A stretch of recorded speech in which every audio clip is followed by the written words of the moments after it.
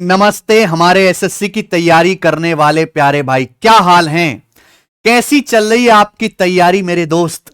तैयारी तो होती रहेगी, तैयारी कभी पूरी नहीं होती। तुम मॉक टेस्ट लगाते रहना, तुम मॉक टेस्ट पे अड़े रहना मेरे दोस्त, कि मॉक टेस्ट ही अंतिम जो है मेरे प्यारे भाई की पॉइंट है जो आपको मंजिल तक पहुंचाएगा। और हम आपको बढ़िया क्वालिटी लेवल के लेटेस्ट पैटर्न पर अपडेटेड थोड़े टफ सवालों के साथ रेगुलर एसएससी सीजीएल के अपकमिंग एग्जाम के लिए मॉक टेस्ट प्रैक्टिस करवा रहे हैं। 10 मैंने जो है एग्जाम पेपर आपको सॉल्व करवाने के लिए बोला था। आज की इस क्लास में हम एसएससी सीजीएल 2025 के लिए एडुक्यूटी के नए पैटर्न पर एग्जाम पेपर 9 सॉल्व करेंगे। और अगर आपको एसएससी को झुकाना है तो इस लेवल के गणित के तगड़े तगड़े सवाल लगाने हैं मेरे भाई। अब उस बात की दौड़ नहीं बची कि आपको गणित में 25 में से 25 सवाल ही ठीक करने, नहीं। अब दौड़ इस बात की कि कौन कितने ज्यादा सवाल ठीक कर पाता है ज्यादा एक्यूरेसी के साथ मेरे भाई।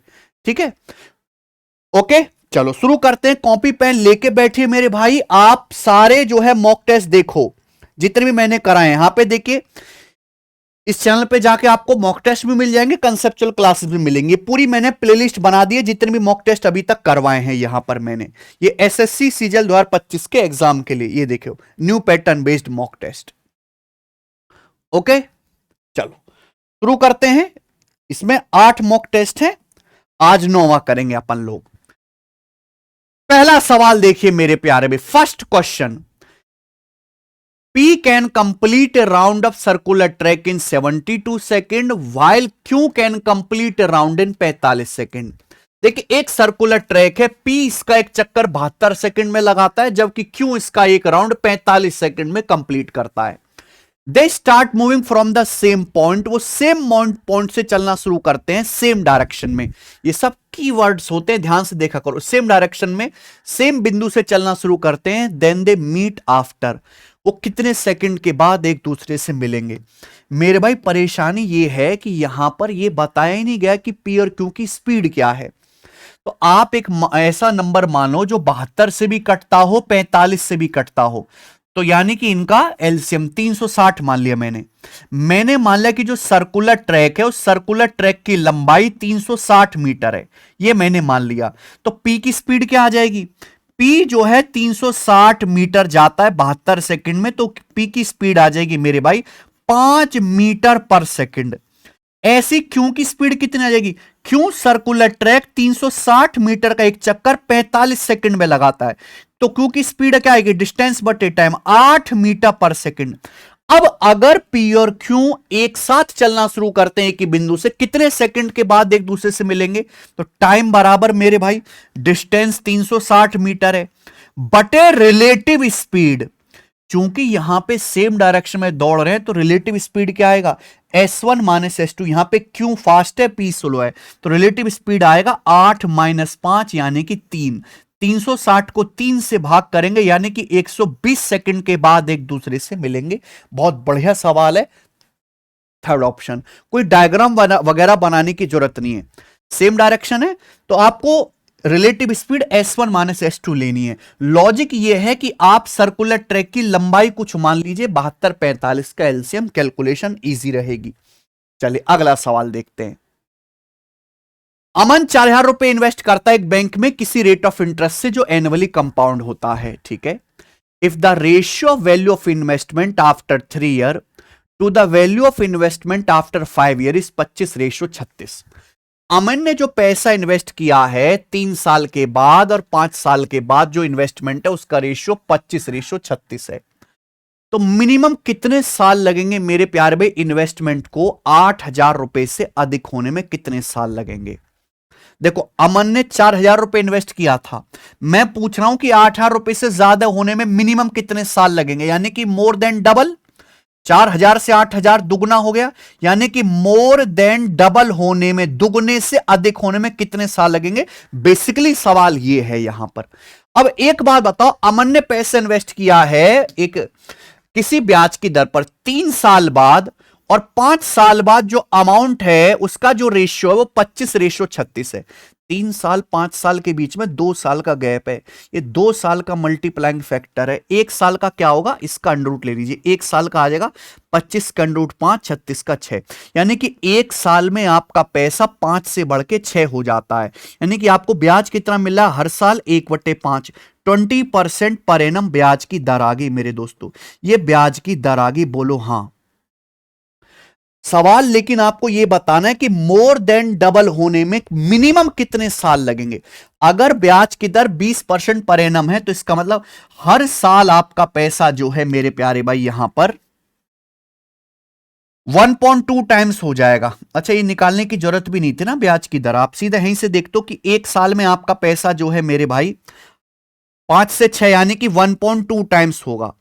20% बढ़ने का मतलब 1.2 गुना होगा। हर 1 साल में आपका पैसा 1.2 गुना हो जाएगा, 20% बढ़ जाएगा। मिनिमम कितने साल लगेंगे, मैंने मान लिया कि मिनिमम n साल लगेंगे। हर 1 साल में आपका पैसा 1.2 टाइम्स हो रहा है तो n साल में कितना हो जाएगा, n साल में हो जाएगा 1.2 की पावर n। लेकिन आपका पैसा मोर देन डबल, दुगने से ज्यादा होना चाहिए, 2 से ज्यादा आना चाहिए। तो आप मुझे बताओ एन की मिनिमम वैल्यू क्या लोगे। अगर बच्चों आपने एन का मान 2 लिया तो 1.2 का स्क्वायर 1.44, गलत। अगर आपने एन का मान 3 लिया तो हर कोई बच्चा जानता है कि 1.2 का क्यूब जो होता है वो 1.728 होता है, 2 से बड़ा नहीं आएगा, गलत। अगर आपने एन का मान 4 लिया यानी कि 1.2 की पावर 4, तो 1.2 का क्यूब तो 1.728 है, इंटू 1.2, तो ये क्या आ जाएगा मेरे भाई, ये 2 से बड़ा आ गया। 1.7 की भी 1.2 में गुणा करेंगे, ये नंबर 2 से बड़ा आ गया, यानी कि मिनिमम 4 साल आपको लगेंगे, सी ऑप्शन। ठीक है, तो यानी कि इस सवाल में ने 2 क्वेश्चन को मिक्स कर दिया, ये वाला ये कभी सवाल नहीं आया, ये मैंने खुद से फ्रेम किया है मेरे भाई। 2 सवालों को मिला के बहुत बेहतरीन क्वेश्चन है, मजा आ गया करके तो कमेंट में यस लिख दीजिए। देखिए ऊपर ऊपर से हल्का हल्का पढ़ना, टाइम पास के लिए पढ़ाई करने वाले बच्चों के लिए हमारी क्लास नहीं है। हमारी क्लास उन बच्चों के लिए जिन्होंने वाकई में गणित सब्जेक्ट में मेहनत की और वो अच्छी प्रैक्टिस करना चाहता है। खुद को पागल बनाना चाहते हो तो बेटा आप पागल बनाते रहो, मेरा कुछ नहीं जाएगा। बस हाँ, आपकी नौकरी नहीं लगेगी, पेपर में आपसे सारे सवाल बनेंगे नहीं। क्वालिटी चीज पढ़ोगे तो थोड़ी तकलीफ होगी लेकिन सीखोगे नया। ये बताओ 27 की पावर 127 प्लस 39 की पावर 127 को 22 से डिवाइड करने पर शेषफल ज्ञात कीजिए। ये स्पेशल फॉर्मेट है, यहां पावर क्या है, ऑड नंबर है 127। आपको पता है a की पावर n प्लस b की पावर n, कभी भी इस तरह का जो है कोई नंबर दिखता है अगर पावर एक ऑड नंबर है, विषम संख्या है, तो a की पावर n प्लस b की पावर n हमेशा ही a प्लस बी से डिवाइड होगा, is always divisible by a plus B. ये नंबर हमेशा ही मेरे प्यारे भाई a प्लस बी से डिवाइड होगा। यस और नो, आप बोलोगे जी सर बहुत बढ़िया ना। अगर आप यहां पे ध्यान से देखेंगे तो पावर जो है 127 एक ऑड नंबर है, इसका मतलब ये नंबर a प्लस बी यानी कि 27 प्लस 39, तो कितना आ गया मेरे भाई 66 से डिवाइड होगा। ये नंबर 66 से कंप्लीटली डिवाइड होगा। अगर ये नंबर 66 से भाग हो रहा है तो 66 का ही बच्चा है 22, ये नंबर 22 से भी पूरा पूरा डिवाइड होगा और 22 से डिवाइड करने पर रिमाइंडर 0 आएगा। खेल खत्म। आगे चलते सवाल नंबर 4। ये बताइए दो सर्कल एक दूसरे को मेरे प्यारे भाई एक्सटर्नली जो है पी पर टच करते हैं। एपीबी सीपीडी दो सीधी रेखाएं हैं जो पहले सर्कल को एसी पर दूसरे को बीडी पर काटती हैं। एपी 15 सीपी 12 पीडी 10 पीबी की लंबाई ज्ञात करें। अभी तक आपने इस तरह का सवाल नहीं किया होगा मेरे भाई, ठीक है, पता भी नहीं होगा दोस्तों कि दो सर्कल इस तरीके से एक दूसरे को बाहर से यहां टच करते हैं, ये पॉइंट पी हो गया। अब 2 लाइन खींची जाती हैं एपीबी सीपीडी। एक लाइन तो ऐसे हो गई, सॉरी, एक लाइन तो मेरे प्यारे भाई ऐसे हो गई, ऐसे ऐसे एक लाइन ऐसे होगी, ये 2 लाइन होगी प्यारे भाई, कोई तकलीफ। तो ये लाइन है एपीबी सीपीडी, एपीबी सी, ए और सी पहले वृत्त को ए और सी पे, दूसरे को बी और डी पे काटते हैं। ये हो गया सी पी डी, इस तरीके से हो गया। ध्यान रखिएगा कि ये दोनों सर्कल यहां पॉइंट पी पर टच कर रहे हैं। अब सवाल ये है भाई कि एपी की लंबाई तो 15 है, सीपी की लंबाई 12 है, ठीक है, पीडी की लंबाई 10 है, पीबी की लंबाई बताइए प्यारे बच्चों। ये पीबी की लंबाई पूछा है, ये सवाल है दोस्त। बताओ जी कैसे करेंगे आप लोग। ये थ्योरम मैंने ऑलरेडी पढ़ा दी है। बच्चे क्या गलती करेंगे इस सवाल में कि इन दोनों की गुणा सेम करेंगे, 15 गुणा क्वेश्चन मार्क बराबर 12 गुणा 10, और यही उनकी टाइ टाइ फिस हो जाएगी मेरे भाई। 8 आंसर बताएंगे। बेटा अगर एक सर्कल के अंदर दो कॉर्ड एक दूसरे के काटते तो गुणा सेम होगी, लेकिन ये दो सर्कल एक दूसरे को बाहर से टच कर रहे हैं, गुणा नहीं रेशियो सेम होगा मेरे दोस्तों, अनुपात सेम होगा। ध्यान रखिएगा आगे से कभी जिंदगी में सवाल है यही करना मेरे प्यारे भाई, चाहे एक्सटर्नली टच करें चाहे इंटरनली टच करें मेरे भाई, यही कॉन्सेप्ट लगेगा, रेशियो सेम होगा मेरे भाई। ये लाइन है एपीबी, पहला सर्कल पहले पकड़ लो, ये 15 है और ये आपका पीबी है, 15 और ये पीबी, इनका रेशियो जो होगा, पहले सर्कल पर ये लेंथ 12 है, दूसरे पे 10 है, बराबर 12/10। तो पीबी की जो लंबाई आएगी मेरे प्यारे भाई वो कितनी आ जाएगी, ऐसे क्रॉस मल्टीप्लाई 15 2 150/12, ठीक है जी। तो कितना आएगा 12.5 सेंटीमीटर पीबी की लंबाई होगी। मुझे लगता है अब आपको ये बात याद रहेगी जिंदगी भर। ऑप्शन नंबर सी मजेदार चीज है ना। सवाल नंबर 5 देखिए, कमल अपनी इनकम का X% बचाता है। When his monthly expenditure increases by 20% and the monthly income is increased by 26%, then his monthly saving increased by 60%. तो what is the value of X? गजब सवाल है। ये सवाल एलिगेशन से ही होगा। आपको पता है आय बराबर क्या होता है, खर्चा प्लस बचत। ये मेरे दोस्तों खर्चा एक्सपेंडिचर सेविंग, और एक खर्चा प्लस बचत को ही हम लोग इनकम कहते हैं। सवाल में यह बोला है कि कमल जी अपनी इनकम जो कमाते हैं उसमें से X% बचाते हैं।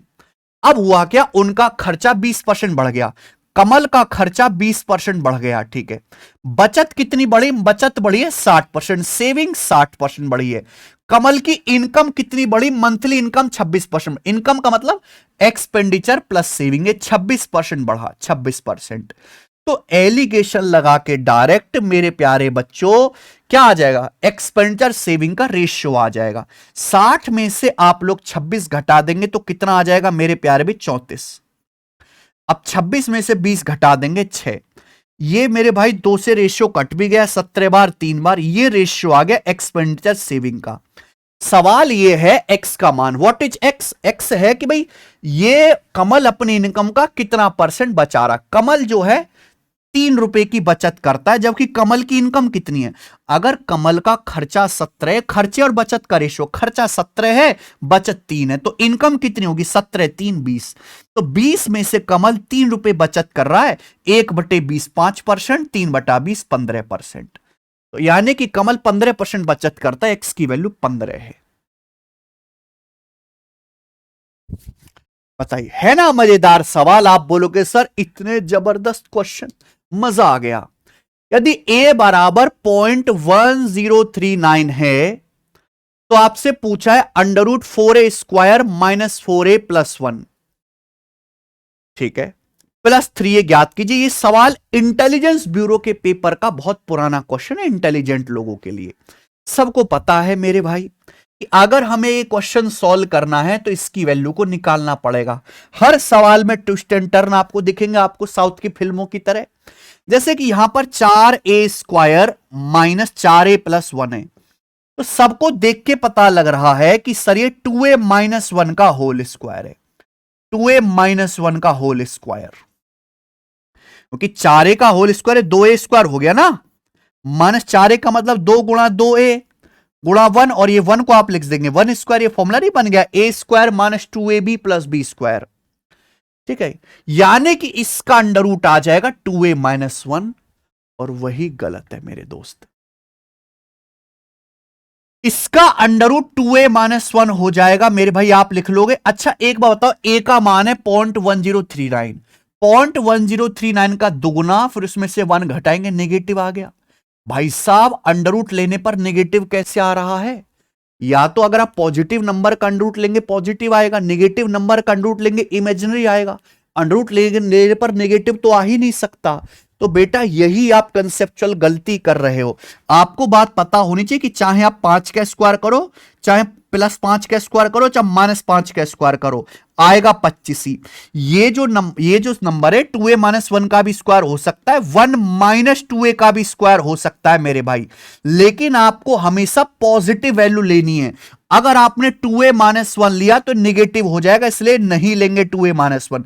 1 - 2a पॉजिटिव रहेगा भाई। अगर ये 1 - 2a का होल स्क्वायर भी तो है, अगर इसका अंडर रूट लूंगा तो 1 - 2a आएगा मेरे प्यारे भाई, जो कि एक पॉजिटिव नंबर रहेगा। ये लॉजिक था, क्योंकि a बहुत छोटा है, 0.1039 का दुगुना करेंगे 1 में से घटाएंगे तब पॉजिटिव आएगा, तो इसका अंडर रूट 1 - 2a लिखना था, ये गलती है। और यहां पर +3a तो आ जाएगा 1 + a, 1 + a यहां रख दो a का मान, तो 1.1039 आंसर है बी ऑप्शन। a का मान रख देंगे 1 + a तो 1.1039।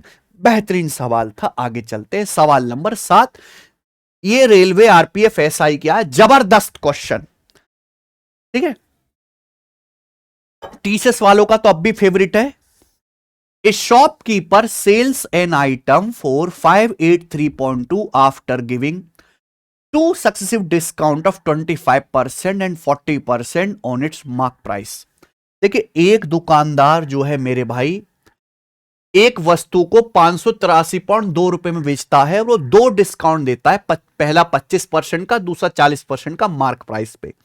आगे ये बोला है had he not given any discount, अगर उसने कोई डिस्काउंट नहीं दिया होता तो उसे 62% का लाभ होता, ठीक है। तो आपसे पूछा आइटम का सीपी क्या है, लागत मूल्य क्या है। गजब सवाल। क्या आप इस सवाल को पढ़ के इसके सॉल्यूशन का माहौल बना पा रहे हो दिमाग में। ऐसे सवाल के लिए इंपॉर्टेंट लाइन है दूसरी, देखो भाई, पहले आप सामान को खुद खरीदते हो, लागत मूल्य है। खरीदने के बाद आप सामान का मार्क प्राइस फिक्स करते हो, अंकित मूल्य। एक बार बताओ, अगर आप किसी सामान पे कोई डिस्काउंट नहीं दोगे तो जो आपने सामान का मार्क प्राइस रखा है उसी पे बेचोगे। बिना किसी डिस्काउंट के अगर आप सामान को बेचोगे तो 62% का लाभ होता है। इसका मतलब मार्क प्राइस पर बेचने से 62% लाभ होता है। मार्क प्राइस जो है वो कॉस्ट प्राइस से 62% ज्यादा है। यह दूसरी लाइन का इनडायरेक्टली मतलब था, ठीक है भाई। अब आपने क्या किया, मार्क प्राइस पे पहली लाइन पे आ जाओ। मार्क प्राइस पे पहले आपने 25% डिस्काउंट दिया, 25% डिस्काउंट देने के बाद जो वैल्यू आई उस वैल्यू पे आपने फिर 40% डिस्काउंट दिया, और फाइनली आपने सामान को बेच डाला कितने में, 583.2 रुपए में बेच डाला। तो आपसे पूछा है वस्तु का सीपी लागत मूल्य क्या है। तो भाइयों क्या ये सक्सेसिव का सवाल नहीं है, सीपी को सक्सेसिवली चेंज किया जा रहा है। फाइनल वैल्यू दी है, इनिशियल वैल्यू पूछी है। रेशो से भी होगा, फॉर्मूला से, रेशो से करके बताते हैं भाई। 62% मार्कअप किया, 62% की फ्रैक्शन वैल्यू 62/100, 31/50, फिर 25% डिस्काउंट दिया 1/4, फिर 40% डिस्काउंट दिया, फ्रैक्शन वैल्यू 2/5।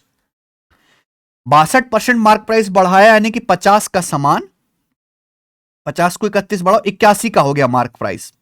फिर 25% डिस्काउंट दे 1/4, 4 का समान 3 में।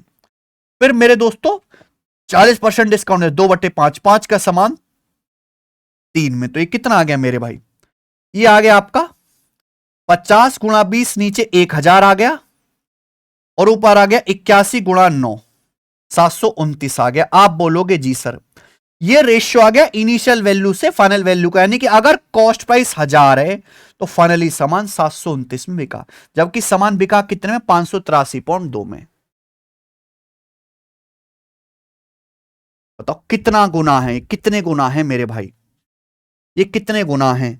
मुझे तो साफ साफ दिख रहा है मेरे दोस्तों कि ये 8 गुना है, कि 700 अट्ठे 5600, 29 का 8 गुना 232 हो गया 5832।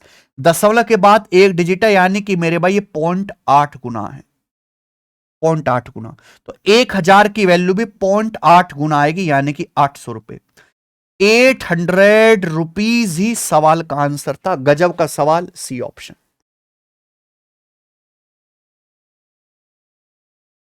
एप्रोक्स देखा करो 700 का 8 गुना 5600 बचा 29, 29 का 8 गुना 232 जोड़कर 5832 हो रहा है।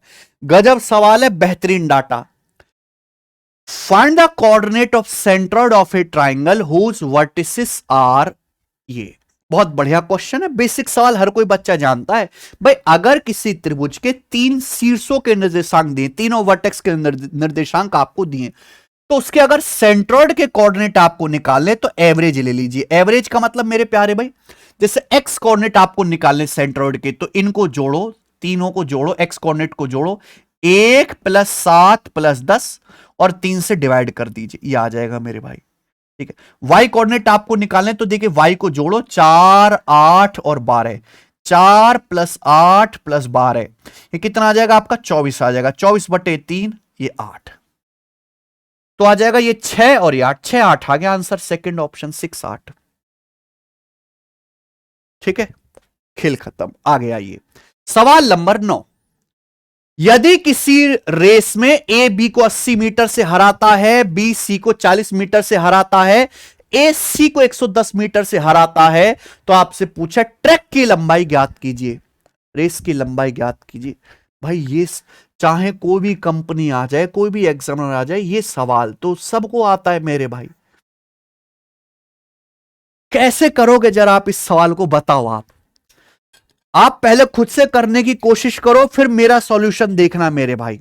बिना एक्स माने कैसे उड़ाना सिखाता हूं आपको। आपने ऐसा तरीका आज तक नहीं देखा होगा। अक्सर लोग इस सवाल को एक्स मान के करते हैं। देखिए, किसी रेस में ए बी को, मान लो ये एक रेस हो रही है, मान लो रेस हो रही है, ये स्टार्टिंग पॉइंट है और ये आपका फिनिशिंग लाइन है। ए बी को 80 मीटर से हराता है, यानी कि ए रेस जीतता है, तो मेरे प्यारे भाई बी यहां रह जाता है, ये 80 मीटर से हार गया। कितने से? 80 मीटर से हार गया। आप बोलोगे यस सर, बिल्कुल सही। बी सी को 40 मीटर से हराता है, ए सी को 110 मीटर से हराता है। अच्छा, ये भी बोला है ए सी को 110 मीटर से हराता है, यानी कि जब ए रेस जीतता है तो सी मेरे दोस्तों यहां रह गया, यानी कि सी 110 मीटर से हार गया, 110 मीटर से हार गया सी। सी फिनिशिंग लाइन से 110 मीटर पीछे रह गया, ए रेस पूरी करके जीत गया।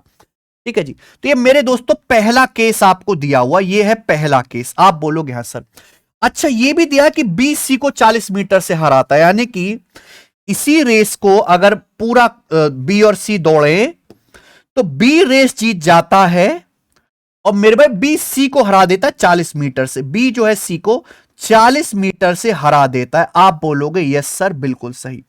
पूछा यह है इस पूरी रेस की लंबाई कितनी है। अगर आप ये दूसरा केस देखो, मुझे पता है जब बी रेस कंप्लीट करता है तो सी 40 मीटर से हार गया। अगर आप यहां पे बी और सी की स्पीड का रेशियो पता लगा लो, अगर बी और सी की स्पीड का रेशियो पता लगा लो, तो मेरे प्यारे भाई आप इस सवाल को ऐसे उड़ा दोगे। और वो कैसे पता लगाओगे, सोचो। आपके सामने यहां 2 केस दिए, इन दोनों केस को कंपेयर करो, तुलना करो। यहां देखिए, बी ए से 80 मीटर पीछे है, क्लियर है? आप बोलोगे यस सर, बिल्कुल सही। जब बी रेस फिनिश करेगा तो बी को कितना दौड़ना है? बी को 80 मीटर दौड़ना है, 80 मीटर। भैया देखो, पहले बी यहां था, अब बी यहां आ गया, यानी कि बी ने कितना दौड़ा है? बी 80 मीटर दौड़ के फिनिशिंग लाइन को पूरा किया। बी दौड़ा 80 मीटर मेरे प्यारे भाई। सेम इसी टाइम में सी कितना दौड़ा? जितने टाइम में बी 80 मीटर दौड़ा है, सेम इतने ही टाइम में हमारा सी कितना दौड़ा? पहले सी 110 मीटर से हारा था, 110 मीटर पीछे था फिनिशिंग लाइन से। अब सी 40 मीटर पीछे, यानी कि सी कितना दौड़ा यहां से यहां तक? जो कितना है मेरे भाई? 110 में से 40 घटाऊंगा, 70 मीटर, यानी कि सेम टाइम में सी 70 मीटर दौड़ा, सेम टाइम में।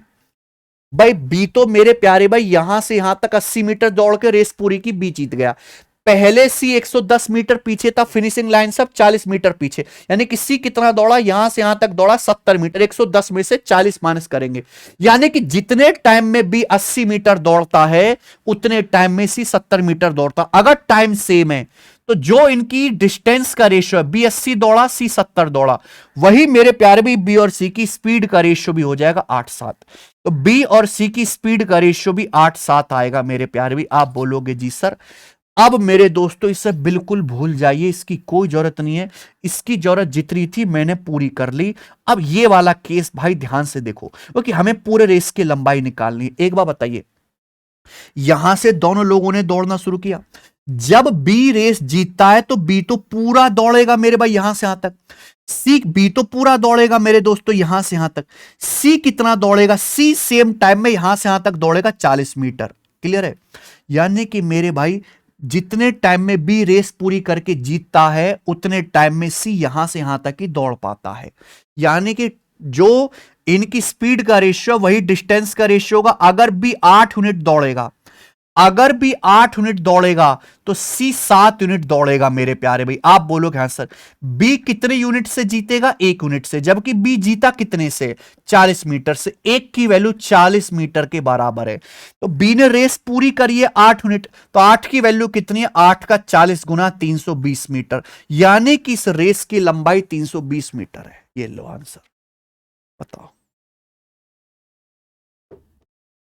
पूरी दुनिया में इस सवाल को करने का इससे शॉर्ट तरीका नहीं है। बेशक मैंने आपको समझाने में टाइम लिया, पर करने में टाइम नहीं लगेगा। आगे आ जाइए। दो सिमिलर ट्राइंगल के पेरीमीटर क्रम से 41.5 और 24.9 हैं। उनके एरिया का रेशियो क्या होगा? बहुत बढ़िया। एरिया का जो रेशियो होता है वो करस्पॉन्डिंग लेंथ के रेशियो का स्क्वायर होता है। अब पेरीमीटर का रेशियो ले लो मेरे भाई। 41.5 और 24.9 किससे कट रहे हैं? ये 83 से कट रहा है मेरे प्यारे भी। 83 से ये 5 बार 415 और 83 3 है ना 24 9 बिल्कुल सही। 83 से कट रहा है 5 बार, 83 से कट रहा है 3 बार। ये इनके पेरीमीटर का रेशियो है। पेरीमीटर का रेशियो दो सिमिलर ट्राइंगल का 5 3 है। एरिया का रेशियो क्या है? स्क्वायर। 5:3 का स्क्वायर 25:9। बताइए, क्या आसान सवाल नहीं था? तो जो टेस्ट है एकदम बैलेंस है। बस बच्चों को आदत ये लगी कि सर हम जिससे ऊपर के सवाल नहीं करना चाहते, ऐसे ही सवाल दे एग्जामिनर। अरे घोंचू, अगर सवाल ऐसे ही डालेगा पेपर में तो तू क्या सब बच्चा करेगा?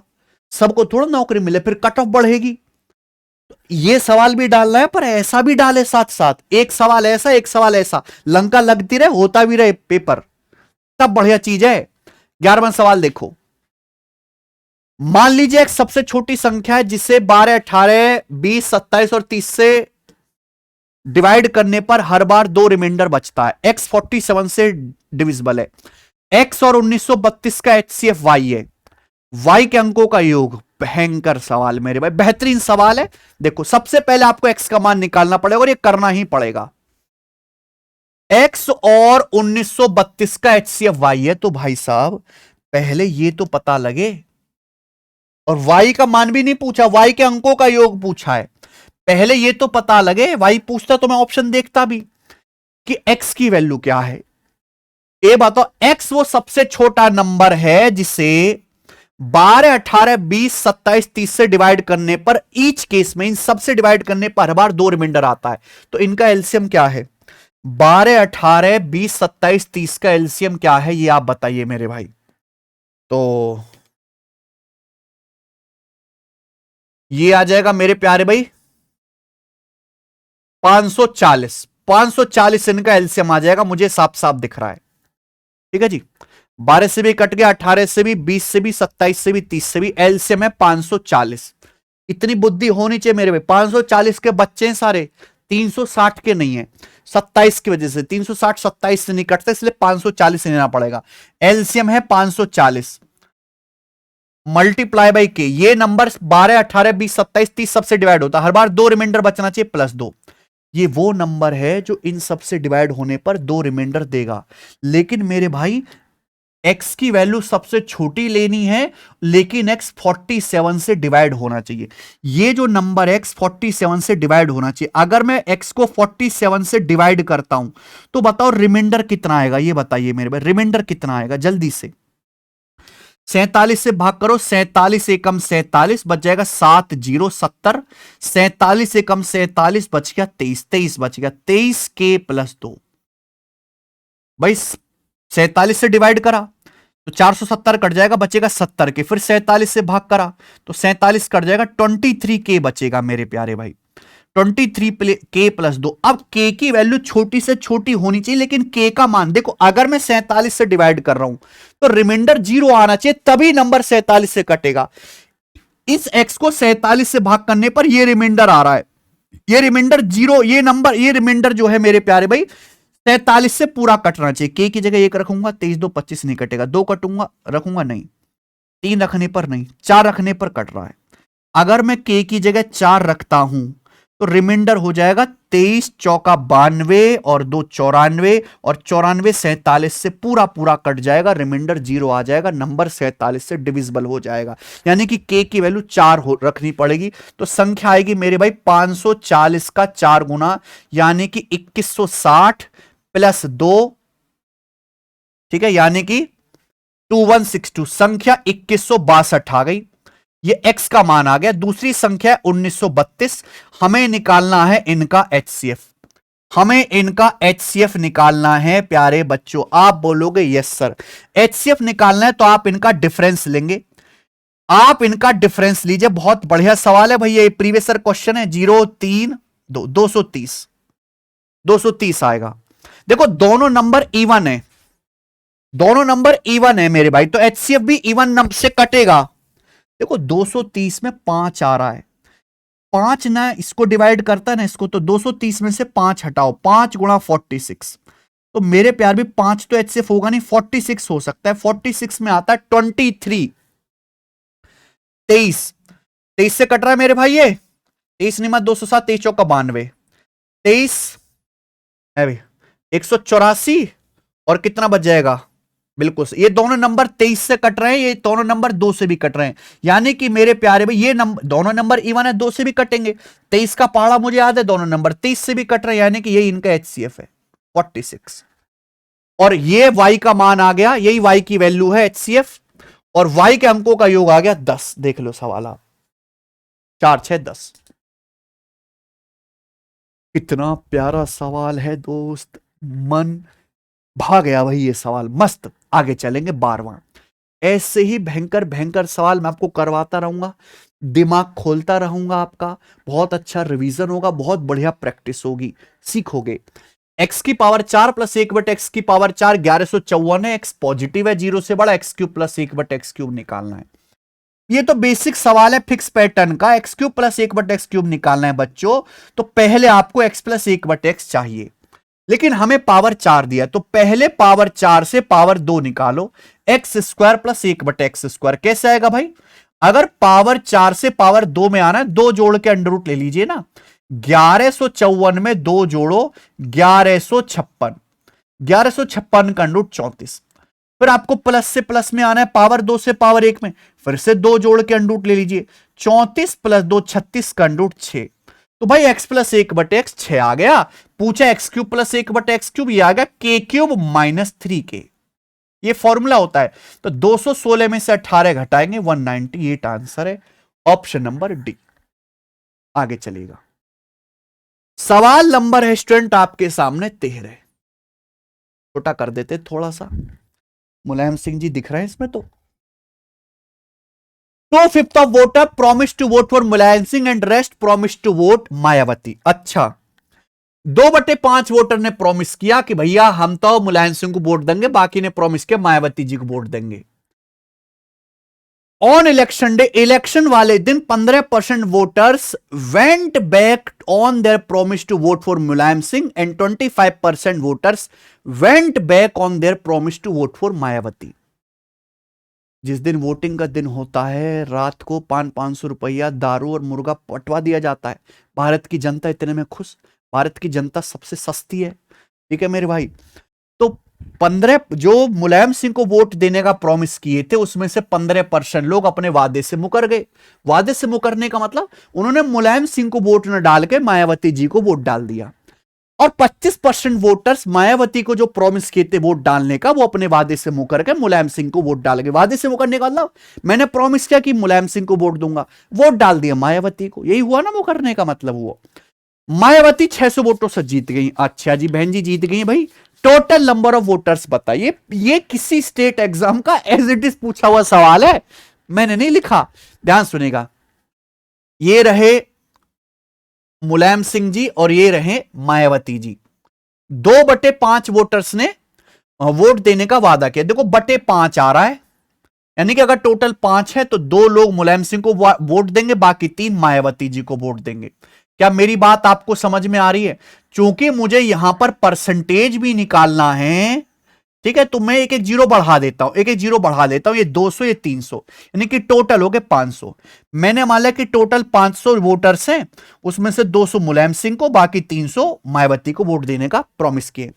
15% वोटर मुलायम सिंह को वोट देने के वादे से मुकर गए। अब 200 का 15% होता है 30। 30 वोटर ने मुलायम सिंह को वोट न डाल के मायावती को वोट डाला। अब मायावती के 25% वोटर मुकर गए। मायावती जी के 300 वोटर्स हैं, 300 का 25% होता है, 300 का 25% निकालेंगे ना, 75 वोट उन लोगों ने मायावती जी को वोट न डाल के मुलायम सिंह को वोट डाला। तो इस हिसाब से आप मुझे बताइए कि मुलायम को वोट कितने मिले भाई? 275 में से 30 घटाएंगे 245। मायावती जी को कितने मिले? 225 में 30 जोड़ेंगे 255 वोट, 255 वोट मिले। यानी कि मायावती जी जीती हैं 10 वोटों से, मात्र 10 वोटों से जीती हैं। जबकि जीती कितनी वोटों से? 600 वोटों से, यानी कि 60 गुना। ये 60 टाइम्स, अगर ये 60 गुना है तो 500 वोटों की वैल्यू भी 60 गुना आनी चाहिए, यानी कि 30,000। 30,000 कुल वोटर्स हैं। पहला ही ऑप्शन आंसर है। ये सवाल तो बहुत आसान निकला। सवाल नंबर 14 है। सवाल नंबर आपके सामने 14। मस्त एक शंकु की हाइट 30 सेंटीमीटर है। इस शंकु को इसके आधार के समांतर काटने पर बने शंकु और छिन्नक यानी कि फ्रस्टम का आयतन का रेशियो 13.5:49 है। तो ज्ञात कीजिए कोण को इसके बेस से कितनी हाइट से काटा गया है। 13.5:49 को ना दशमलव हटा लो, 2 से गुणा करके इस पूरे रेशियो का आप 2 से गुणा कर लो। 13.5 का दुगुना 27, 49 का दुगुना 98, ये है। बहुत बढ़िया सवाल है मेरे प्यारे भाई। देखो मजा आएगा आपको करके। कटिंग, अभी कुछ सवाल 3D फिगर्स की कटिंग पर भी आए हैं, तो इसलिए मैंने इस सवाल मॉक टेस्ट में डाल दे कि कम से कम कोण की कटिंग तो आप समझ लो कि जैसे भाई एक कोण है, एक कोण है मेरे प्यारे भाई, ठीक है। इस कोण की जो हाइट दी है वो पूरा 30 सेंटीमीटर की दी है, कोण की हाइट, ठीक है। अब इस कोण को काटा गया है ऐसे बेस के पैरेलल। अब बेस के पैरेलल काटने से क्या होगा मेरे प्यारे भाई, ध्यान सुनेगा। जब बेस के पैरेलल इस कोण को काटोगे तो एक तो ये ऊपर वाला ये छोटा कोण बन गया, ये छोटा कोण बन गया मेरे प्यारे दोस्तों, ठीक है। आप बोलोगे हाँ सर। और ये नीचे वाला मेरे दोस्तों ये फ्रस्टम बन गया, नीचे वाला जो है ये फ्रस्टम बन गया। बात समझ में आ गई? आप बोलोगे हाँ सर। इस तरीके से हो गया। तो ये जो दोनों पार्ट्स बने इनके वॉल्यूम का रेशियो 27-98, यानी कि अगर ऊपर वाले कोण का वॉल्यूम 27 है तो फ्रस्टम का वॉल्यूम 98। एक्चुअली मेरे दोस्तों ये सवाल सिमिलरिटी का है यहां पर, ठीक है जी। यहां पर मेरे दोस्तों आपको दो कोण दिखाई दे रहे हैं, दो कोण दिखाई दे रहे हैं, ये छोटा कोण ये बड़ा कोण मेरे भाई, छोटा कोण बड़ा कोण, दो कोण दिखाई दे रहे हैं। तो आप मुझे बताइए यहां पर छोटे कोण और बड़े कोण के वॉल्यूम का रेशियो क्या होगा? छोटे कोण और बड़े कोण, बड़े कोण, इनके वॉल्यूम का रेशियो क्या होगा भाई? जब हमने काटा तो जो शंकु बना है, जो नीचे का फ्रस्टम बना है, इस शंकु का वॉल्यूम 27 है, जो नीचे का फ्रस्टम बना है उसका वॉल्यूम 98 है। ये तो बोला कटिंग करने से जो कोण और फ्रस्टम बना है उसका वॉल्यूम 27-98, तो छोटे वाले कोण का वॉल्यूम 27 है। पूरे बड़े कोण का वॉल्यूम क्या होगा? पूरे बड़े कोण का, तो छोटा कोण प्लस फ्रस्टम का वॉल्यूम, यानी कि 27 प्लस 98, तो ये कितना आ जाएगा मेरे प्यारे में? 125। तो 27:125 छोटे कोण और बड़े कोण के वॉल्यूम का रेशियो आ गया 27:125 आयतन का। ये वॉल्यूम का रेशियो है छोटे कोण बड़े कोण के। तो हाइट का रेशियो क्या होगा मेरे प्यारे भाई? क्यूब रूट करना पड़ेगा। देखो वॉल्यूम नापते हैं सेंटीमीटर क्यूब में, ठीक है, हाइट होती है सेंटीमीटर में। यहां छोटे कोण बड़े कोण एक तरीके से सिमिलर हैं। वॉल्यूम का रेशियो दिया है, हाइट का रेशियो निकालना है, तो वॉल्यूम के रेशियो का क्यूब रूट कर लीजिए मेरे भाई। समझ में? 27 का क्यूब रूट 3, 125 का क्यूब रूट 5, 125 5 का क्यूब होता है। यानी कि यहां पर छोटे कोण की हाइट अगर ये 3 है तो पूरे बड़े कोण की जो हाइट है मेरे प्यारे भाई यहां से यहां तक ये 5 है, 5। सवाल में यह पूछा गया है प्यारे भाई, बेसिकली क्या पूछा गया है कि कोन को बेस से कितनी हाइट से काटा गया, बेस है तो बेस से कितनी हाइट से काटा गया, ये हाइट आपको निकालनी है। तो पूरा 5 में से 3 घटाएंगे 2, 2 की वैल्यू आपसे पूछी है। पूरे बड़े कोन की हाइट 5 के लिए 30 सेंटीमीटर दी है सवाल में, 6 गुना, ये 6 गुना है तो 2 की वैल्यू भी 6 गुना 12 सेंटीमीटर। तो कोन को आधार से 12 सेंटीमीटर की ऊंचाई से काटा गया है।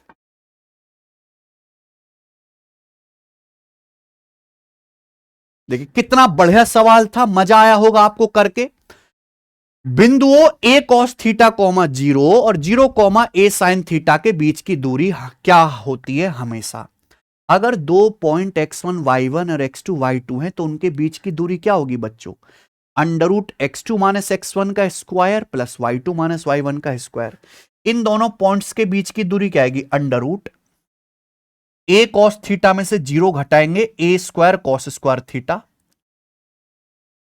प्लस 0 में से ए साइन थीटा घटाएंगे माइनस ए साइन थीटा, इसका स्क्वायर करेंगे a square sine square theta. आप बोलोगे यस सर बिल्कुल सही।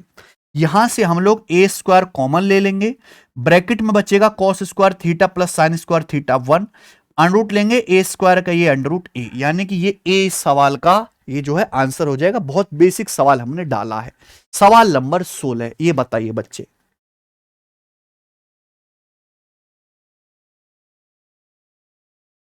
करो।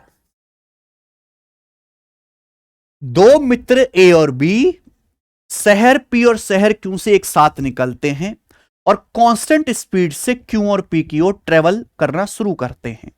दे meet at a point between the two cities and then proceed to their respective destination in 54 minutes and 24 minutes respectively. Okay,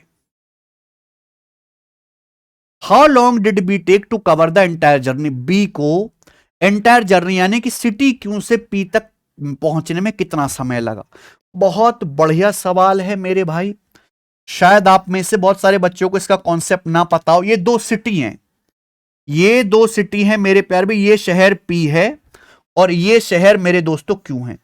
अब दो आदमी ए और बी बेचारे एक साथ चलना शुरू करते हैं। ए जा रहा है, ए जाएगा मेरे भाई शहर पी से क्यू, ए जाएगा, ये जाएगा ए, ठीक है, और बी जाएगा मेरे भाई क्यू से पी, बी जाएगा क्यू से पी, यानी कि दोनों अपोजिट डायरेक्शन में एक दूसरे की ओर बढ़ेंगे। अब भैया ए तो ऐसे जाएगा पी से क्यू, बी ऐसे जाएगा मेरे दोस्तों क्यू से पी, तो यहां ये जो है दोनों लोग कहीं ना कहीं मिलेंगे बीच रास्ते में। आप बोलोगे हाँ जी सर।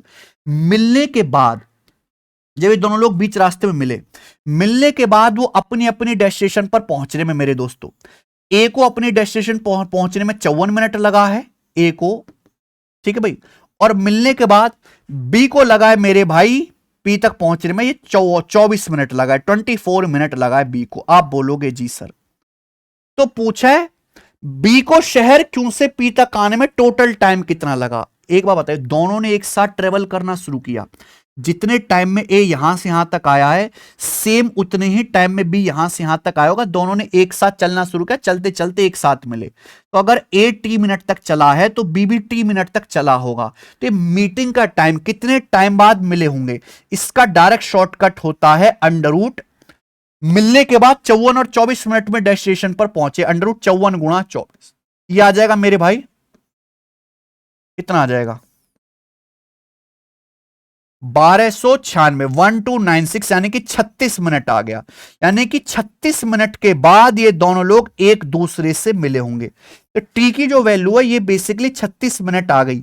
लेकिन सवाल एक लेवल आगे कि बी को क्यू से पी तक यात्रा में कितना समय लगा। तो बी क्यू से पी तक पहुंचा 36 मिनट प्लस 24, 36 जमा 24, टोटल हो गया 60 मिनट। पहला ऑप्शन आंसर है 60 मिनट में, ठीक है। बढ़िया सवाल, आगे चलते हैं। 17वां क्वेश्चन है, किसी रेडियो का मार्क प्राइस 5,000 रुपए है, दुकानदार 13% का डिस्काउंट देने के बावजूद भी 19.625% का प्रॉफिट कमाता है। अगर कोई डिस्काउंट न दिया जाए तो कितने परसेंट का प्रॉफिट होगा। इस लाइन की कोई जरूरत नहीं है क्योंकि आपसे परसेंटेज में दिया है भाई। देखो 13% का डिस्काउंट देते हो, 19.62% का प्रॉफिट होता है। डिस्काउंट ऑफ प्रॉफिट दिया हुआ है तो सीपी से एमपी का रेशियो डायरेक्ट निकल जाएगा इस फॉर्मूला से, 100 minus D upon 100 plus P. आप बोलोगे जी सर डिस्काउंट कितना है 13%, 100 में से 13 घटाइए 87, प्रॉफिट हुआ 19.625। पागल हो जाओगे, बड़ा भयंकर है। 19.625 का मतलब 19 प्लस 0.625, 0.625 होता है जी 5/8। देखो 1/8 0.125 होता है, रट लीजिए, तो 0.625 हो जाएगा 5/8। तो ये हो जाएगा जी 19 अट्ठे 152 और 5 157/8%। ये आया, ठीक है। तो पूरा लिख लेता हूं भैया, डिस्काउंट आपने दिया 13, 100 माइनस 13, आपको प्रॉफिट कितना हुआ 157/8।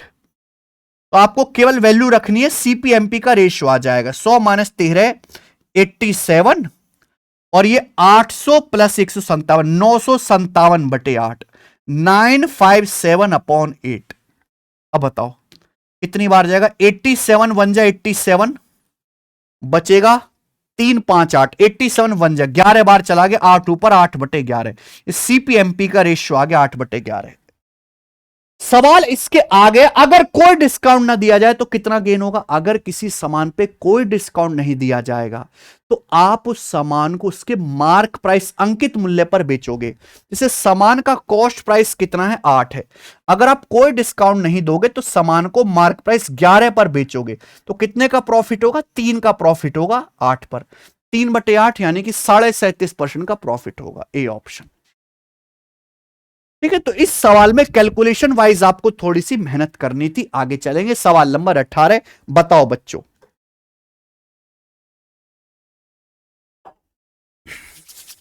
साइन की पावर 6 प्लस कॉस की पावर 6 थीटा बराबर साइन 2 थीटा कॉस 4 थीटा आपसे पूछा है। 4 थीटा और थीटा, देखो दोस्त गजब सवाल है। साइन की पावर 6 थीटा प्लस कॉस की पावर 6 थीटा फॉर्मूला होता है 1 minus 3 sign square theta cos square theta. ये आप बोलोगे यस सर बिल्कुल सही, बराबर साइन 2 थीटा। क्लियर है, आप बोलोगे यस सर बिल्कुल सही। ठीक है, ध्यान से सुनेगा, साइन 2 थीटा। अच्छा ऐसे ही लेने देते हैं। देखो साइन की पावर 6 थीटा प्लस कॉस की पावर 6 थीटा, ये फॉर्मूला होता है मेरे भाई 1 minus 3 sign square theta cos square theta. ध्यान से सुनेगा, अगर मैं यहां पे 4 से भाग और 4 से मल्टीप्लाई कर दूं तो ये चीज क्या बन जाती है, ये चीज बन जाती है 1 माइनस 3/4, ये 2 साइन थीटा कॉस थीटा का स्क्वायर है, ये 2 साइन थीटा कॉस थीटा का स्क्वायर है, और 2 sine theta cos theta is sine 2 theta होता है, 2 sine theta cos theta is sine 2 theta होता है, इंटू साइन 2 थीटा का स्क्वायर यानी कि साइन स्क्वायर 2 थीटा। तो याद रखिएगा मेरे भाई, आगे से जिंदगी में इस चीज की आपको जरूरत पड़ सकती है। तो साइन की पावर 6 प्लस कॉस की पावर 6 आ गया 1 माइनस 3/4 साइन स्क्वायर 2 थीटा। मैंने 2 थीटा में ही रहने दिया कि 2 थीटा से 4 थीटा में जाना आसान है, थीटा से 4 थीटा में जाना मुश्किल हो जाएगा। 4 LCM 4 minus 3 sine square 2 theta, पूरे को 4 से गुणा कर देते हैं, बराबर 4 साइन 2 थीटा। आप बोलोगे यस सर बिल्कुल सही। ठीक है, कोई दिक्कत तकलीफ परेशानी इसमें नहीं। तो बेसिकली क्वाड्रेटिक इक्वेशन ही आपको सॉल्व करनी, उधर चला जाएगा 3 साइन स्क्वायर 2 थीटा, इधर चला जाएगा plus 4 sine 2 theta 4 sine 2 theta, और भाई 4 उधर जाएगा माइनस का 4 बराबर 0। आप बोलोगे यस सर। अब अपन लोगों को यहां पर साइन 2 थीटा की वैल्यू निकालनी है। क्या आपको क्वाड्रेटिक इक्वेशन सॉल्व करना आता है भाई? क्वाड्रेटिक की तो बस यहां एक्स की जगह क्या लिखा हुआ है, साइन 2 थीटा लिखा हुआ है। ऐसी दो संख्याएं ढूंढो जिनकी गुणा करके तो 3 चौक माइनस का 12 आए, मल्टीप्लाई करके और जोड़ के आए 4, जोड़ के 4 आए, गुणा करके माइनस का 12 आए, तो 6 दूनी 12, 6 दूनी 12, जोड़ के 4 आना चाहिए, 6 और माइनस 2 हो गया। ये ऐसी दो संख्याएं इनकी गुणा करोगे तो माइनस का 12 आएगा, जोड़ोगे तो 4 आएगा। यहां 3 है मेरे भाई, 3 से डिवाइड कर दो, जो भी वैल्यू उसका साइन रिवर्स करिए, माइनस ए प्लस, ये पॉसिबल नहीं है। साइन का वैल्यू -2 हो ही नहीं सकता, -1 से +1 के बीच में होता है। तो साइन 2 थीटा की वैल्यू आ जाएगी 2/3। साइन 2 थीटा की वैल्यू -2 पॉसिबल ही नहीं है।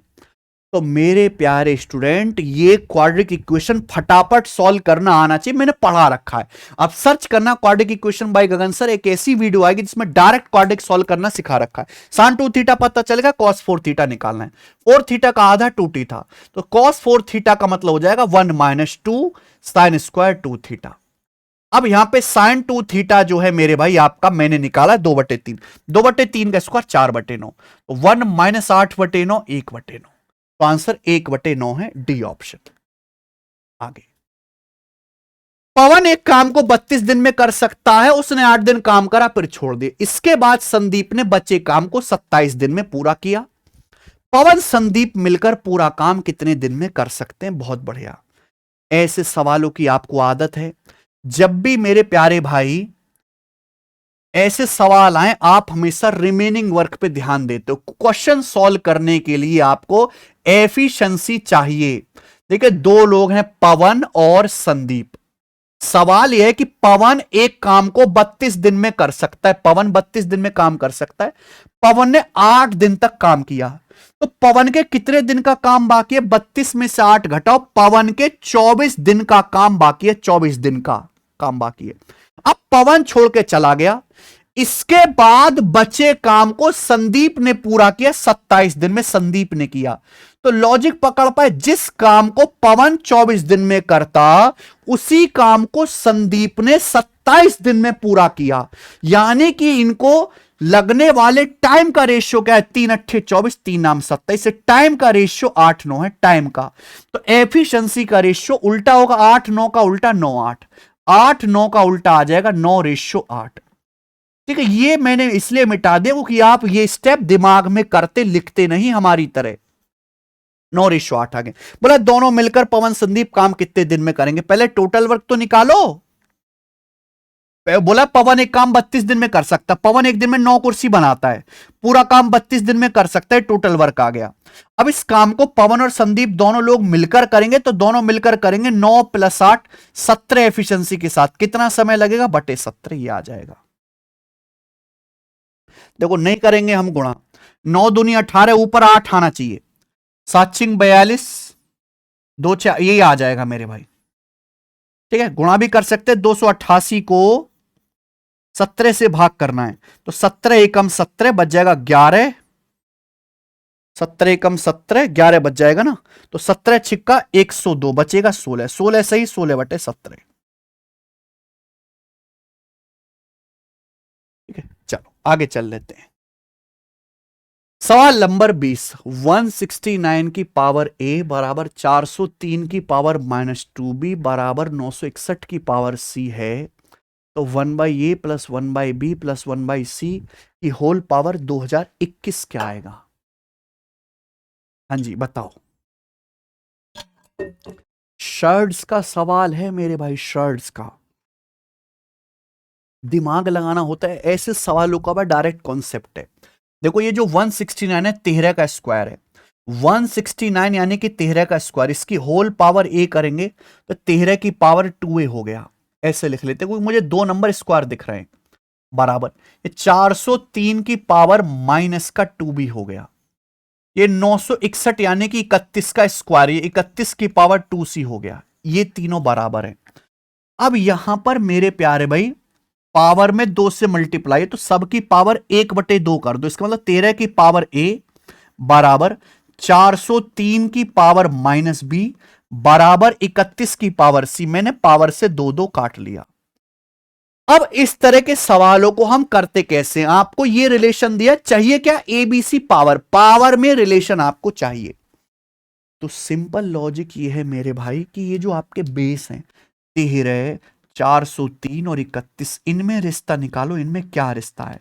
व्हाट इज द रिश्ता इन तीनों में? सबको दिख रहा है कि 13 × 31 403 है। अगर आप 13 की 31 में गुणा करेंगे मेरे प्यारे भाई, तो 390 और 13 403 आता है। 13 की पावर 1 गुणा 31 की पावर 1 बराबर 403 की पावर 1। बस सवाल सॉल्व। गुणा में पावर जुड़ती हैं, डिवाइड में पावर घटती है। 13 की पावर 1 है या 13 की पावर a है, तो 1 को a से डिवाइड करो, है ना। गुणा में पावर जुड़ती है, हम पावर में रिलेशन निकालें। 31 की पावर 1 है या 31 की पावर c है, 31 की पावर c है मेरे भाई, तो 1 को c से डिवाइड करो बराबर राइट साइड में।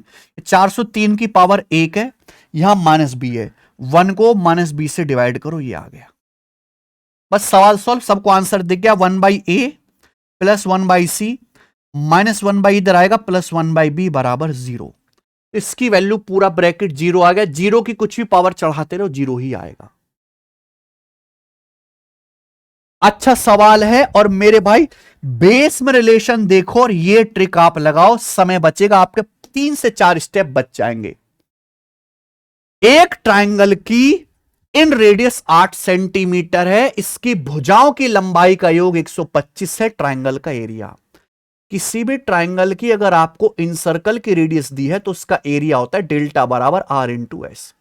अब यहां पे एक त्रिभुज के अंतःवृत्त की त्रिज्या यानी कि इन रेडियस 8 दी है, इसकी भुजाओं की लंबाई का योग यानी कि पेरीमीटर, किसी त्रिभुज की तीनों साइड्स का योग होता है पेरीमीटर 125 है। लेकिन हमें चाहिए सेमी पेरीमीटर। सेमी पेरीमीटर यानी कि अर्ध परिमाप, सेमी पेरीमीटर यानी कि पेरीमीटर 125 का आधा ही आ गया। तो कितना आ गया भैया, 2 से 8 4 बार जाएगा, 125 चौका 500 सेंटीमीटर स्क्वायर आंसर है।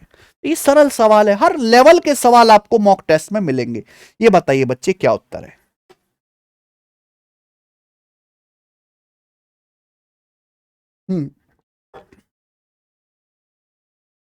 A, B, C are situated at the bank of river which is going at constant speed.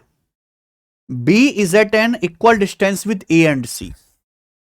A swimmer Tushar take 10 hours to swim from A to B and B to A. Also he takes 4 hours to swim from A to C. Speed of Tushar in still water is how much % more than speed of stream? बढ़िया सवाल है मेरे भाई। देखिए, ये मान लीजिए एक नदी है और ए बी सी नदी के तट पर 3 बिंदु हैं, तो ये हो गया ए बी सी, है ना। बी ए और सी से समान दूरी पर है, बी ए और सी से समान दूरी पर है यानी कि बी इनके बीचों बीच में हो जाएगा, बी इनके मिड में हो जाएगा, मिडिल में। ठीक है, आप बोलोगे हाँ जी सर, ए बी बराबर बी सी हो गया। अब तुषार नाम का एक तैराक है, वो ए से बी तक जाता है, बी से ए तक आता है 10 घंटे। ए से बी तक गया, फिर बी से ए तक आया, टाइम कितना लगा, 10 घंटे लगा जी, 10 आवर। आप बोलोगे यस सर। ए से सी तक जाने में 4 घंटे लगते हैं, ए से सी तक 4 घंटे लगते हैं मेरे भाई। हिंदी में थोड़ा सा गलत है, 4 घंटे लगते हैं, ए से सी तक 4 घंटे लगते हैं। आपको चाहिए एक्स और वाई, इसमें रिलेशन चाहिए। एक बार बताओ, ए और सी के बीच में भी ए से बी तक गया और लौट के आया, 10 घंटे लगा। ये अगर मैं ए से सी तक, ध्यान से सुनिएगा, मैं आपसे खुद पूछूं कि ए से बी तक जाने में, लौट के आने में 10 घंटे लग रहे हैं, अगर आप पूरी डिस्टेंस जाओगे ए से सी और फिर आप लौट के आओगे तो फिर कितना समय लगेगा मेरे भाई। तो आप कहोगे सर डबल डिस्टेंस जा रहे हो, डबल डिस्टेंस आ रहे हो, तो समय भी डबल लगेगा, 20 घंटे। तो यानी कि मैं ये कह सकता हूं प्यारे बच्चे कि अगर आदमी ए से सी तक जाता है फिर लौट के आता है तो डबल समय लगेगा, 20 घंटे, 20 आवर्स का टाइम लगेगा। ठीक है जी, आप बोलोगे यस सर बिल्कुल सही, कोई प्रॉब्लम नहीं है। ठीक है, अगर आधी डिस्टेंस ए से बी जाने में आने में 10 घंटे लग रहा है तो डबल डिस्टेंस जाना, डबल डिस्टेंस आना, समय भी डबल लगेगा, 20 घंटे। लेकिन सवाल में बोला है ए से सी तक जाने में 4 घंटे लगते, इसलिए मैंने ये लिया, ए से सी तक जाने में उसको 4 घंटे लगते हैं, 4 आवर। अगर टोटल टाइम 20 घंटे लग रहा है तो इसका मतलब ए से सी तक, ये इस डायरेक्शन में जाने में मेरे भाई, नहीं नहीं नहीं नहीं, ए से सी तक जाने में 4 घंटे लगते, मैंने उल्टा लिख दिया। ए से सी तक तो ये हो जाएगा ना, ए से सी तक जाने में उसको 4 घंटे लग रहे हैं, जाने में। तो जब वो सी से ए लौट के आएगा, जब वो सी से ए लौट के आएगा तो उसे कितना समय लगेगा लौट के आने में? आप बोलोगे सर टोटल आने जाने में 20 घंटे लगा, ए से सी तक जाने में 4 घंटे, तो लौट के आने में 16 घंटे लगा मेरे भाई। बस यही इस सवाल की कमजोरी थी भैया, जाने में आपको टाइम कम लगा है, लौट के आने में ज्यादा लगा है। टाइम कम लगा है यानी कि आप डाउनस्ट्रीम गए होंगे, लौट के जब आप आए तो अपस्ट्रीम गए होंगे, आप जब गए होंगे तो डाउनस्ट्रीम है ना, तेज स्पीड से गए, लौट के आने में टाइम ज्यादा लगा तो आप अपस्ट्रीम वापस आए होंगे, तभी तो समय ज्यादा लगा। धारा के विपरीत वापस आएंगे तभी तो समय ज्यादा लगा, 16 घंटे। तो डाउनस्ट्रीम जाने में आपको 4 घंटे लगा, अपस्ट्रीम लौट के आने में 16 घंटे लगा। ये टाइम का रेशियो है बेटा, सेम डिस्टेंस में टाइम का रेशियो है, तो स्पीड का रेशियो क्या आएगा? उल्टा, 4 चौक 16, 4/1। डाउनस्ट्रीम अपस्ट्रीम की स्पीड का रेशियो 4:1 है। डाउनस्ट्रीम अपस्ट्रीम की स्पीड का रेशियो कितना आ गया भाई मेरे? 4:1 आ गया। आपको चाहिए एक्स से वाई का रेशियो, तो एक्स से वाई का रेशियो डी प्लस यू बटे डी माइनस यू, 4 + 1/4 - 1 यानी कि 5/3 ही आ गया एक्स से वाई का रेशियो, है ना। देखो स्थिर जल में गति को हम एक्स कहते हैं, धारा की गति को मैं वाई कहता हूं। ये तो बोला स्थिर जल में तुषार की गति धारा की गति से कितना ज्यादा है, तो तुषार की जो गति है धारा से कितना ज्यादा है? 2 ज्यादा है, 2/3। और 2/3 का मतलब हो जाएगा 66.66%।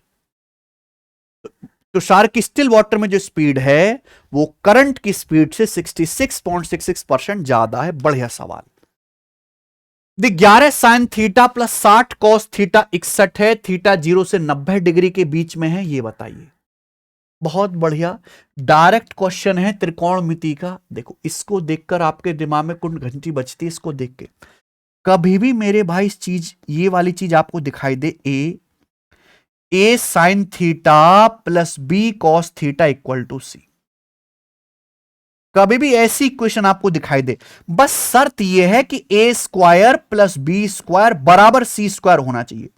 ए स्क्वायर प्लस बी स्क्वायर बराबर सी स्क्वायर होना चाहिए, यानी कि ए बी सी की वैल्यू ऐसी सेट हो, ये जो ए बी सी है, कि ये ट्रिपलेट बनाए मेरे भाई, ट्रिपलेट आपको बनाए, ठीक है। तो ये ए आपका परपेंडिकुलर हो जाएगा हमेशा, ये आपका बी बेस हो जाएगा और सी आपका हाइपोटेनस हो जाएगा। ये कॉन्सेप्ट है ऑलवेज, साइन के साथ परपेंडिकुलर, कॉस के साथ बेस। अब यहां 11 60 61 ट्रिपलेट है, 11 का वर्ग प्लस 60 का वर्ग बराबर 61 का वर्ग, यानी कि आपका परपेंडिकुलर है, ये आपका बेस है, आपका हाइपोटेनस है। सवाल यहीं पे निबट जाता है। आपसे पूछा है √660 tan theta plus cot theta. tan theta मतलब मेरे भाई परपेंडिकुलर बटा बेस 11/60, कॉट का मतलब बेस बटा परपेंडिकुलर, है ना, आधार बटे लंब 60/11। आप बोलोगे जी सर बिल्कुल सही। तो √660, तो एलसीएम लेंगे मेरे प्यारे में, तो यहां भी तो 60 × 11 आ जाएगा। अगर आप एलसीएम लेंगे इनका एलसीएम, तो 60 × 11 660 ही आ जाएगा। ऊपर क्या आ जाएगा? 11 का वर्ग प्लस 60 का वर्ग, 11 का वर्ग प्लस 60 का वर्ग हो जाएगा 61 का वर्ग। 660 कट गया, √ लेने पर 61 आंसर। 61 आंसर है सवाल का, कुछ नहीं है। आगे चलेंगे। 24वां, सेंटर ओ वाले सर्कल में ए बी और सी डी व्यास के विपरीत 2 समांतर जीवाएं हैं, ठीक है जी। व्यास के विपरीत 2 समांतर जीवाएं हैं, ठीक है। यदि ए बी 20 है, सी डी 28 है और उनके बीच की distance, A B C D के बीच की डिस्टेंस 16 है, तो पूछा है सर्कल की रेडियस क्या है, वृत्त की त्रिज्या क्या है। बढ़िया सवाल मेरे दोस्तों। मान लीजिए प्यारे दोस्तों ये सर्कल है और ये इस सर्कल का सेंटर है, सेंटर, ठीक है। आप बोलोगे यस सर। अब 2 कोण हैं ए बी और सी डी, डायमीटर के अपोजिट। डायमीटर के अपोजिट मतलब समझते हैं कि एक अगर डायमीटर के इस साइड है मेरे प्यारे भाई, अगर एक डायमीटर के इस साइड है तो दूसरी डायमीटर के मेरे प्यारे दोस्तों इस साइड है। ये हो गया, दोनों पैरेलल कॉर्ड है, ये दोनों पैरेलल कॉर्ड है। अब यहां पे ए बी छोटी है, सी डी बड़ी है, तो मैंने इस तरीके से बना दे, ए बी जो है 20 है, सी डी बड़ी कॉर्ड है तो सेंटर के ज्यादा नजदीक होगी। ठीक है, ए बी सी डी के बीच की दूरी 16 है। अब इनके बीच की जो डिस्टेंस है, ये दोनों जीवा, ये सेंटर हुआ है, दोनों जीवाओं के बीच की जो डिस्टेंस है ये 90 डिग्री ये बनेगा, 90 डिग्री ये दोनों जीवाओं के बीच की दूरी है, ये 16 है, 16 है, ये 16 है। ठीक है, आपसे पूछा है सर्कल की रेडियस, ए बी की लंबाई 20 है, यहां पर सी डी की लंबाई 28 है। ठीक है, ये बताओ अगर आप दो पैरेलल लाइन के बीच की दूरी डिस्टेंस कहलाते हैं तो बाइसेक्ट हो जाएगा ना, आधा है, 20 का आधा हो जाएगा 10 10, या 28 का आधा हो जाएगा 14 14। आप बोलोगे यस सर बिल्कुल सही है ना, क्योंकि सेंटर से अगर आप जीवा पे परपेंडिकुलर डालते हैं तो बाइसेक्ट हो जाता है आधा आधा। अब ये देखिए मेरे प्यारे दोस्तों, ये सर्कल की रेडियस है आर, ये भी सर्कल की रेडियस है आर, तो आपको यहां पे दो दो राइट एंगल ट्राइंगल दिख रहे हैं, ये राइट एंगल ट्राइंगल से ही आपको रेडियस निकालनी है।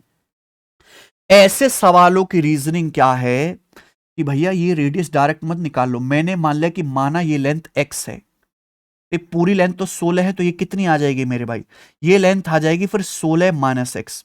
इन दोनों राइट एंगल ट्राइंगल में पाइथागोरस थ्योरम लगा के पहले x निकालो, पहले x है ना, 90 डिग्री के सामने r है, r का स्क्वायर बराबर 14 का स्क्वायर प्लस x का स्क्वायर बराबर, नीचे वाले में 90 डिग्री के सामने आर है, आर का स्क्वायर बराबर 10 का square plus 16 minus x square. आप बोलोगे जी सर बिल्कुल सही, ये हो गया। अब 10 का स्क्वायर उधर जाएगा तो 196 में से 100 घटाएंगे, 96 बराबर 16 माइनस एक्स स्क्वायर और ये माइनस का एक्स स्क्वायर। आप बोलोगे जी सर, तो बताओ क्या आएगा, ए स्क्वायर माइनस बी स्क्वायर, ए प्लस बी ए माइनस बी, 16 माइनस एक्स में एक्स जोड़ेंगे 16 इंटू ए माइनस बी, 16 माइनस एक्स में से एक्स घटाएंगे 16 माइनस 2x।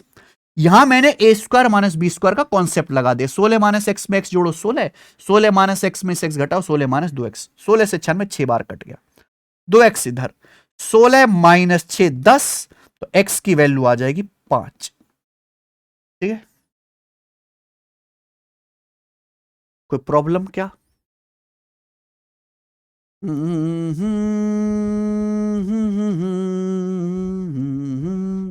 तो भाई साहब यहां से x की वैल्यू 5 आ गई, सवाल यहीं पे समाप्त हो जाता है। सर्कल की रेडियस अगर ये x की वैल्यू 5 है तो इस वाले राइट एंगल ट्राइंगल में मेरे प्यारे भाई ऊपर वाले में चाहे नीचे वाले में कहीं से भी पाइथागोरस थ्योरम लगा के रेडियस आ जाएगी। 5 है 14 है तो कितना आएगा, अंडर 14 का वर्ग 196 प्लस 5 का वर्ग 25, तो आ जाएगा रूट 221। पहला ही ऑप्शन ठीक है।